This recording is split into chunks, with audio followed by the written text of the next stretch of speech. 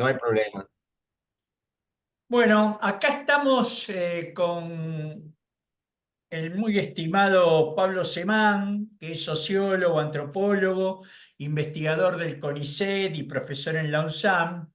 Le agradecemos que suspenda un rato para entrevistarse con nosotros su gira, con su nuevo libro en equipo sobre el fenómeno mileísta que está dando entrevistas, presentaciones en todos lados y todo el tiempo. Pero bueno, hoy no vamos a hablar de Está entre nosotros, que debe ser a esta altura un gran éxito editorial, sino que vamos a hablar de un libro que cuando me llegó me impactó,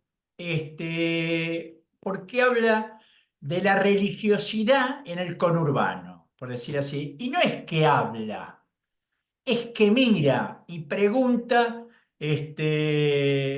sobre la religiosidad en el conurbano. El libro se llama Vivir la Fe, es de siglo XXI y tiene como subtítulo entre el catolicismo y el pentecostalismo, la religiosidad de los sectores populares en la Argentina. Es un libro así que mira diferente aquello con lo que muchas veces convivimos. Gracias, Pablo. ¿Cómo estás?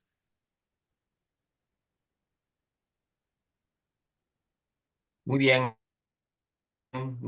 Muchísimas gracias por la invitación y muchísimas gracias por tomar ese libro que creo que tiene cosas para decir todavía. Estoy acomodando. Dale. Eh, Así que nada, muy contento de esta charla. A mí hay algo que me gusta de vos en general, entre muchas otras cosas, este, que es que tenés una mirada desde el trabajo de campo. Eso para mí es muy importante, aún para estudios en comunicación, que están muy centrados últimamente, a pesar de mi especialización, en estudios discursivos, cuando yo pienso que no hay comunicación que no tenga una dimensión territorial. Y vos siempre que opinás y traes cuestiones a la escena de la discusión en general, lo territorial y la población, eso que llamás lo efectivamente existente, tiene una presencia. Entonces, vos pensás que el hecho de escribir e investigar, incluyendo el trabajo de campo, ¿es algo imprescindible o es solo un modo de trabajo entre otros posibles? O sea, qué entidad le das al hecho de partir de trabajo de campo? Mira, para mí es determinante, es imprescindible. O sea, yo no investigo sin hacer trabajo a campo. Puede ser que me surja una inquietud digamos, por oír alguna cosa repetidamente, por verla en algún medio, por leer algo. Pero la verdad es que mis investigaciones se originaron eh, seriamente en el trabajo de campo. Hay una especie de, digamos, uno podría distinguir entre la inquietud originaria y la construcción de un problema, ¿no? La inquietud originaria puede venir de cualquier lado de lo que escuchaste, de discusiones, de discusiones previas, de salidas de una investigación para ir a otra, de incomodidad con lo que venís leyendo. Digamos, ahí está lo que yo llamaría la inquietud originaria, ¿no? Y después en una investigación hay otro procedimiento o otro momento para mí, no necesariamente cronológico, pero que es un diálogo con quienes están investigando en relación de esa inquietud original y te puedan desplazar un poco el punto de vista o ayudarte a construir la respuesta y al mismo tiempo y muchas veces antes encontrar un lugar, un anclaje, una red de relaciones que en general está territorializada y desde donde realmente vos construís el objeto, ¿no? Yo, digamos, cualquier respuesta que pueda tener, que generalmente desconfirma la inquietud originaria, que generalmente eh, la cuestiona y pasa a otro plano, es un trabajo que pasa por esa no sé, registro de interacciones en tiempo real. A veces puede ser el archivo, pero yo trabajo poco con archivos. Pero en todo caso, de esa red de relaciones que está territorializada y realmente me obliga a darle una ontología diferente al objeto, ¿no? O me obliga a plantearme, a darle una ontología diferente, me obliga a replantearme la ontología con la que yo estoy partiendo en la inquietud originaria. Eh, Porque yo creo, a ver, yo soy una persona que trabaja mucho, eh, porque soy bastante más pelotudo que el resto de los mortales. Entonces hay gente que no necesita esa mediación del campo para replantearse la ontología de lo que observa, ¿no? Yo, como soy bastante más, digamos, limitado, es como que mis inquietudes originarias son cosas que yo después me peleo conmigo mismo. Pero ¿cómo se me puede estar ocurriendo semejante estupidez? Por ahí, no sé, ya con 40 y algo de años de investigación, fallo menos y mis inquietudes originarias son más agudas y más precisas, y se corresponden más con una especie de realismo ontológico que te plantea el campo, pero para mí sigue siendo decisivo, insisto, para discutir la inquietud originaria, digamos, para hacer una ruptura epistémica y también ontológica, ¿no? Que además se corresponden, porque, digamos, sobre cómo mirar el objeto y sobre cómo definir el objeto, o si querés, la relación en que surge una investigación, ¿no? Para ser más Sí, actuales. yo creo que ahí este, la observación sobre lo territorial es lo mismo que cuando sobre lo discursivo salís de los preconceptos y te metes en la materialidad. Siempre te pasa esto que Ujú, decís vos, que en realidad lo que pasa es que nos cuestiona la posición de, por decir así, el sujeto ciudadano y el sujeto investigador. El sujeto ciudadano ujú. siempre es medio, somos todos medio tontos en el sentido que vivimos en nuestro ambiente, no es verdad que todo el tiempo estamos pensando y cuestionando. Y las metodologías es como que nos conmueven la mirada natural. Por eso una pregunta que te quería hacer, aunque sea brevemente, es ¿qué herramientas usaste en campo para este tipo de investigación? Vos y un equipo, supongo. No, la investigación de vivir la fe es absolutamente individual, artesanal, Vale. llevó muchísimo tiempo, eh, varios años de corresidencia en un barrio, que yo diría que el principal instrumento fue esa inmersión etnográfica, ¿no? Donde, digamos, me resocialicé, y además porque, a ver, cuando yo empecé esas investigaciones, tenía un imaginario sobre lo que era la investigación antropológica, que no era bastante, digamos, no era muy desacertado. De hecho, yo me había inclinado por ese género de investigación una vez que yo hacía entrevistas en las iglesias y qué sé yo, y entonces en un momento eh, uno de mis entrevistados me invitó a la casa y yo dije, uy, es muy diferente hacer la entrevista en la casa que qué sé yo qué, perdón, que hacerla en la iglesia. Y entonces, después leí un libro de alguien que había hecho una investigación sobre religión con corresidencia, y aparte había leído teoría antropológica y qué sé yo. Entonces, todo eso estaba cuando yo tenía este proyecto de investigación, pero en un momento tuve que agarrar e ir y decir, bueno, voy a este barrio, voy a este lugar. Y hacer mi propia inmersión. Entonces, todo eso que yo sabía de antemano, tuve que conquistarlo, ya no como saber o como noción, incluso como noción experiencial intuida previamente, sino como una práctica constante de trabajo que no es lo mismo, ¿no? Y pensar con una, digamos, etnográficamente mi etnografía, ¿no? Que tiene que ver con esto que vos dijiste antes, que es, digamos, que una cosa es los discursos en general y otra cosa son las prácticas discursivas. A mí me pasa como antropólogo yo creo que los discursos son decisivos, lo simbólico es sobredeterminante, de alguna manera el concepto de hegemonía preside mi pensamiento, ¿no? En la medida que tiene que ver con la construcción de sentido. Pero creo que la verdad es que ni la producción hegemónica, ni la producción de sentido, ni los discursos dejan de estar en redes concretas de interacción. Ponele que no estén territorializadas específicamente, porque estamos hablando de algo virtual, pero también, digamos, de alguna manera eh, me preocupa, si querés lo territorial y si no es lo territorial, la red de interacciones en la cual el sentido va surgiendo como realidad que uno investiga, aunque no sea la única realidad que uno investiga. En ese sentido, también creo que, viste, esa ruptura que es epistemológica y que es ontológica, a mí me llevó también a privilegiar y a privilegiar cada vez más, porque yo aprendí a hacerlo en esa investigación, pero lo hice en otras, a privilegiar más los procesos que las categorías, ¿no?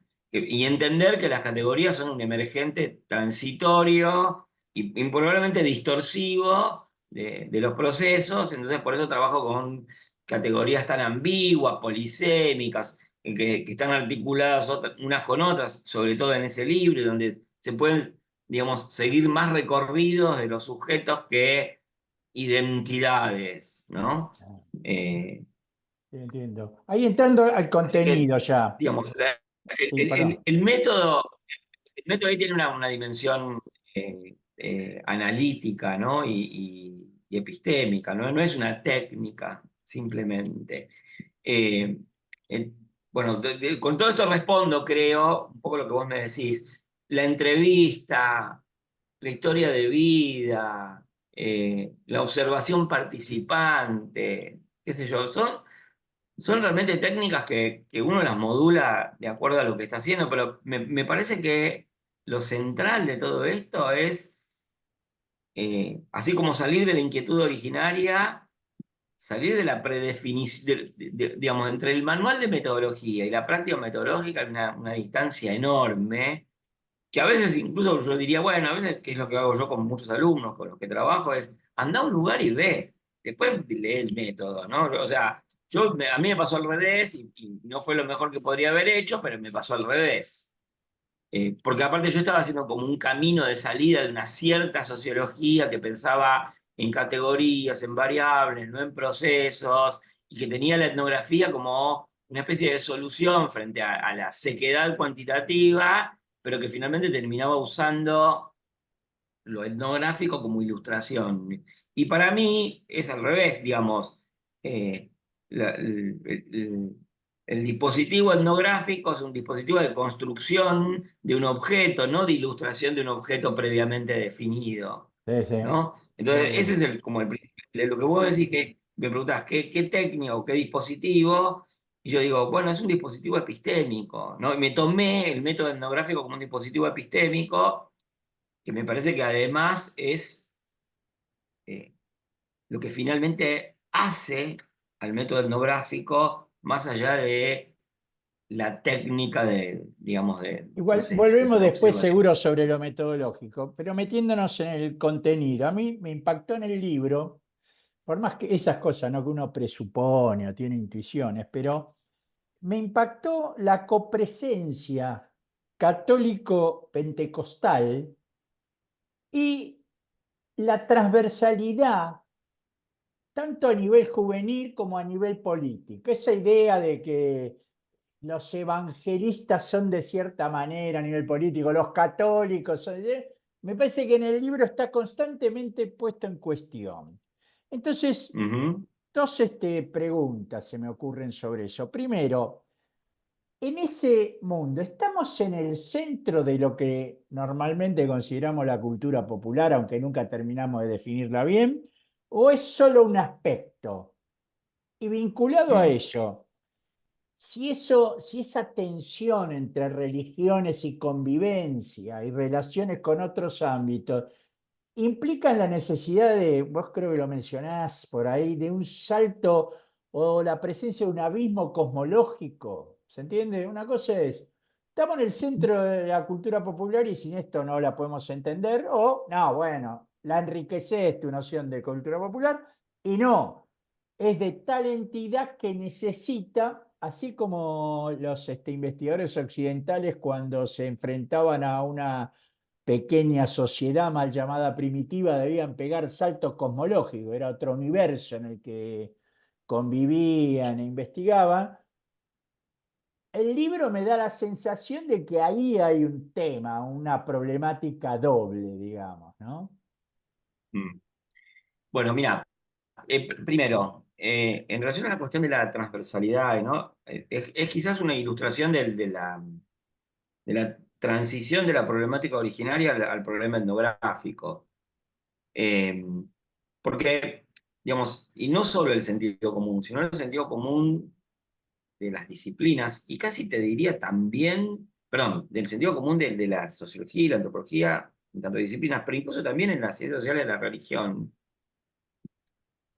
eh, presupone la superioridad de la realidad denominacional, católicos, pentecostales, afroamericanos, ¿no?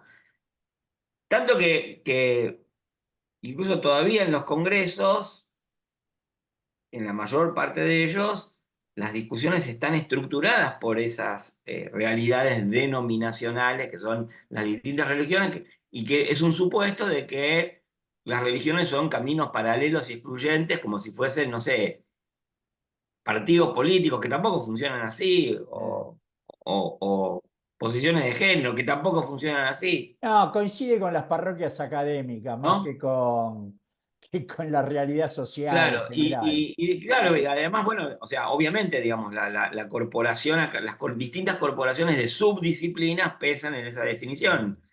Ahora, yo cuando justamente me inserto en un proceso de circulación, intercambio, identificaciones religiosas, me veo obligado a introducir la idea de transversalidad, es decir, bueno, miren, qué sé yo, lo que ustedes dividen en compartimentos estancos, para mí funciona de otra manera, es un sistema de compatibilizaciones, pasajes, intercambios. Me ayudaron mucho los conceptos de muchísimos antropólogos brasileños a este respecto.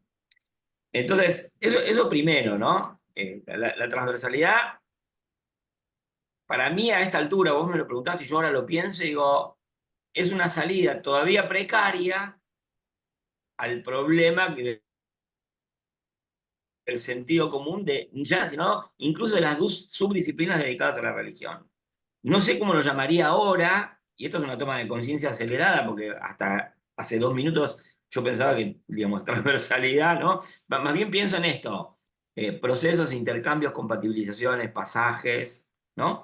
Y en ese contexto aparece la centralidad de lo que yo veo en ese mundo cuando hice esta investigación, que es lo que llamo, digamos, siguiendo a otros autores, pero principalmente a un autor brasileño que se llama Luis Fernando Díaz Duarte, la visión cosmológica con el hiperdeterminismo de lo sagrado, y yo agregaría o diría en consonancia con él, pero sugerido por él, digamos, la idea de la inmanencia de lo sagrado en el sentido de que para el sentido común de nuestra cultura, hasta cierto tiempo, ya no tanto, lo sagrado era trascendente, estaba más allá, y en esta realidad que yo investigué, lo sagrado está más acá, ¿no? Es inmanente. Esa inmanencia y ese hiperdeterminismo de lo sagrado hace que una serie infinita o todo lo vivido esté ligado de alguna manera a lo sagrado, lo cual no quiere decir que no existan otras realidades, la medicina, la psicología, la política, pero que esa posición superordinada de lo sagrado sobredetermina el significado de la política, la medicina, las curas, los estados de ánimo, lo que sea.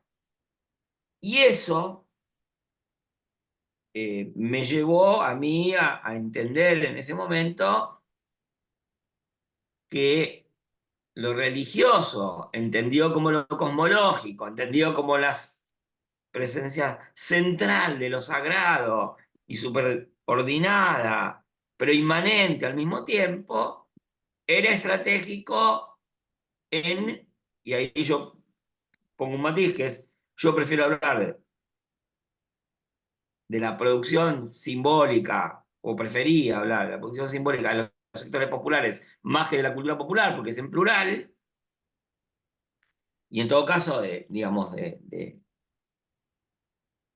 la construcción de sentido y de inserción en la totalidad que tienen los sectores populares en el orden social contemporáneo, o tenían los sectores eh, populares en el orden social contemporáneo. Yo ya, digamos, como hay una crítica a la antropología que es válida, aparte para mí también, donde, digamos, todos ya entendemos que cultura es un concepto complicadísimo, casi imposible de utilizar, y preferimos hablar más bien desde las prácticas y de la complejidad de las prácticas. Eh, bueno, ¿cómo pensamos estas prácticas de los sectores populares teniendo en cuenta el carácter omnipresente de lo religioso, ¿no? De lo que se llama religioso y de la inmanencia de lo sagrado?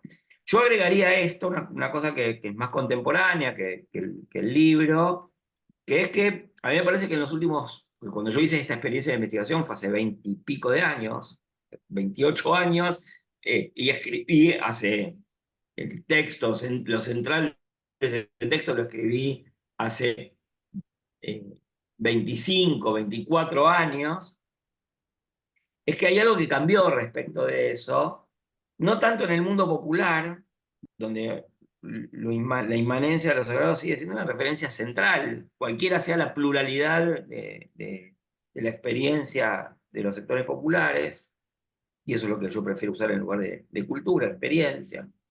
Eh, que es que en las clases medias, que eran las que miraban, ¿no? La experiencia de los sectores populares, yo creo que se ha reconstituido la relación con lo sagrado, se ha redefinido la relación con lo sagrado, ¿no? Porque yo creo que el supuesto que regía en el tiempo en que yo escribí esto, y que en buena parte todavía rige en las disciplinas y en las subdisciplinas dedicadas a la religión, eh, la idea de que lo sagrado es trascendente estaba naturalizada, y yo veo ahora que hay jóvenes investigadores que no necesariamente piensan así. ¿Por qué? Porque todas las experiencias de la nueva era y su sedimentación a lo largo de décadas. Ya está, hay nietos de, de gente que tenía prácticas cercanas a la nueva era, nietos, hijos, padres, ¿no? O abuelos, perdón, abuelos, padres, nietos, para ser más preciso. Entonces hay como quizá una proximidad mayor entre generaciones de jóvenes investigadores y esa experiencia de los sectores populares. Eh, Quizás esto habría que, yo escribí algunas cosas después, cuando escribí sobre Nueva Era, que escribí artículos, tengo un libro ahí en barbecho, pero uno no puede escribir todos los libros que se le ocurren. Sí. Eh, Hay un tema, ¿no? Vos te escucho y hay mucho background para comprender fenómenos políticos de actualidad o entender la incomprensión sobre fenómenos políticos de actualidad. Y vos sos un tipo que opina, participa, bueno, y publicás libros sobre temas de actualidad, pero hay artículos tuyos de hace rato que venían advirtiendo eso de que no lo vimos venir. No es tu caso, digamos, por lo menos ciertos aspectos de la situación actual. ¿Cómo ves tu relación? O sea, para decirlo brevemente, ¿por qué no te da pelota la política? O sea, ¿por qué una reflexión que está en la base del funcionamiento social no encuentra mediaciones para que la política por lo menos no se sorprenda con estos fenómenos. Mirá, a ver, yo pasé varios periodos. Cuando yo siempre tuve disociada totalmente mi, mi- mi producción académica de mis intervenciones políticas que generalmente sucedían cuando o suceden cuando me pudro de oír cosas que me parecen marcianas, ¿no? Digamos, que no dan cuenta de realidades que yo percibo. Y eso lo vengo haciendo, digamos, desde 2008, más o menos sistemáticamente. No tengo una columna, no me gustaría nunca tener una columna, no tengo la disciplina para tener una columna, me arruinaría la vida y el pensamiento. Eh, pero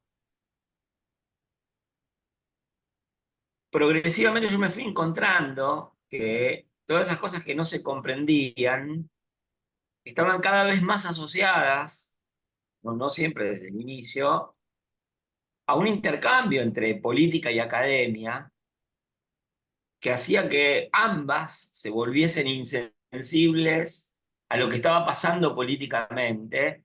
Y entonces yo ahí intervine, digamos, tenía una hipótesis política, una inquietud originaria política que me la planteé antes de 2012, pero que escribí en 2012 sobre si el kirchnerismo sigue dejando cosas afuera, le va a ganar el Frente Amplio a la Libertad, y ese nombre le habíamos puesto, que empecé a explorarlo empíricamente, no sé, a partir de 2015, digamos, y me fue llevando a que mis intervenciones sobre política convergieran con mi producción académica, y esas dos cosas me permitiesen elaborar esto que referí antes, que es mi incomodidad con el sistema de inmunización eh, reactiva que tenía en la política y la academia frente a lo que yo percibía que estaba pasando y que ya era parte de mi producción académica, ¿no?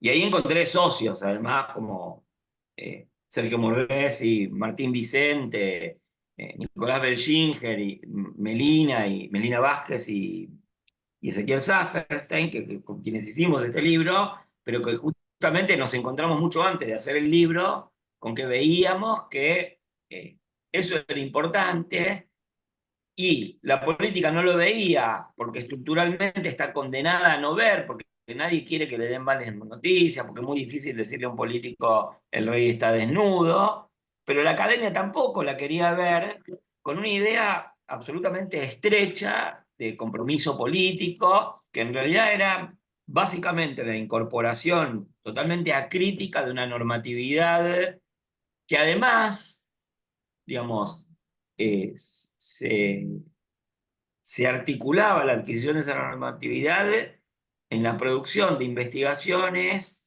que naturalizan categorías o dimensiones de análisis y de interrogación en un marco de internacionalización de las ciencias sociales que es incorporar el provincialismo europeo, ¿no?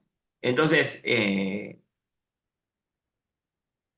todo eso a mí me incomodó muchísimo y justamente la exploración etnográfica de la sensibilización, y ahí era la preocupación política, porque también el mío era otro compromiso, no es que mi producción no es comprometida, me llevaba a cuestionar la naturalización que por aparte existe todavía en el mundo académico, en los estudios políticos, digamos, en general, de ciertas dimensiones, interrogaciones y descripciones de los objetos políticos que se me volvieron inaceptables y que además eh, se vieron profundamente estériles para captar la realidad política de los últimos 4 años, lo que estalló ante la vista en los últimos 4 años, ¿no? Para ir Eh, terminando, que yo estamos... tuve discusiones Sí. en los últimos meses con gente que nos dijo despectivamente en la cara cuando gana la primera vuelta Massa, sigan ustedes con sus grupitos focales, ¿no? O interlocuciones más serias donde se nos enrostraba que estábamos siendo aventurados porque no veíamos la solidez de los electorados, Para terminar, ¿no? así con tono más frío, por decir Perdóname, no, así. y no veíamos la Sí, solidez también de, no sé, las adquisiciones, de la transición democrática. La verdad que yo las valoro, pero no veía la solidez. está bien. Para terminar, el libro termina, y me gusta terminar con una breve reflexión sobre eso, que vos decís que en tu proceso empezaste con una mirada microscópica y terminaste con la mirada telescópica, por decir así. Una reflexión entre lo micro y lo macro, que es un tema que a mí me preocupa siempre. ¿Hay categorías meso o es un proceso que es indeterminado? ¿Aprendimos algo sobre eso? ¿Debemos aprender? Sí, yo creo que hay categorías meso. Yo creo tenerlas presentes en el análisis. De hecho, en este libro hay, ¿no? Un tránsito de lo micro a lo meso a lo macro. Hay una noción de cultura popular que es muy macro, pero que está elaborada, digamos, escalando, ¿no? Y ascendiendo. Si querés, ahí yo tengo un prejuicio eh, antiguamente marxista y que está presente en mi inconsciente no, en mi conciencia metodológica no explícita, que no es lo mismo, no es mi inconsciente, mi conciencia metodológica no explícita, que es que ese ascenso no es de lo micro a lo macro, tan así, sino más bien de lo abstracto a lo concreto, porque lo local sigue siendo abstracto. ¿No? En Sí. tanto, lo concreto es lo concreto porque es la síntesis de múltiples determinaciones. Entonces, digamos, la distinción entre micro y macro a mí me queda incómoda, eh, porque pienso como Hegel, como Gramsci, y en este punto específicamente, no en todo lo demás, como Lenin, y en todo caso, a diferencia de, sobre todo de Hegel, pienso que esos procesos que tienen múltiples determinaciones, en los cuales también entre las determinaciones están las escalas, eh, son abiertos, porosos, indeterminados, no tienen teleología y la noción de totalidad es mucho más compleja. Ahora, yo, digamos, puedo pensar, digamos, mirar con telescopio, digamos, apoyarme en lo macro, justamente integrando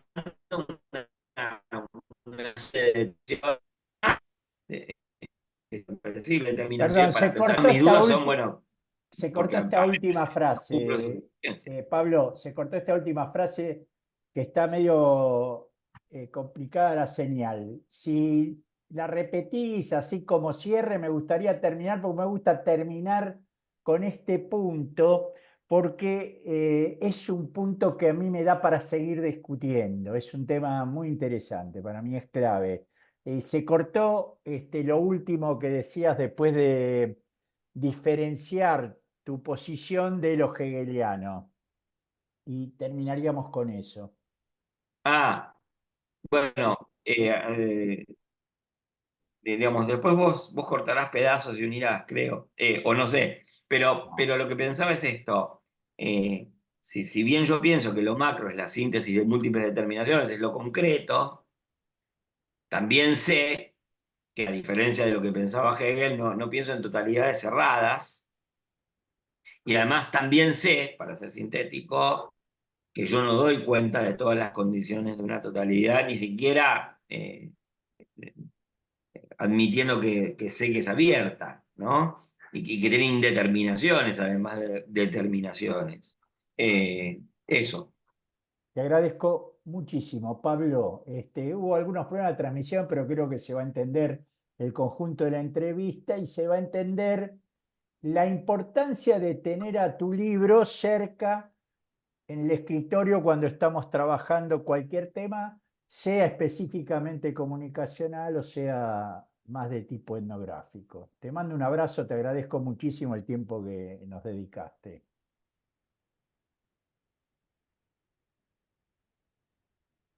Bueno, José Luis.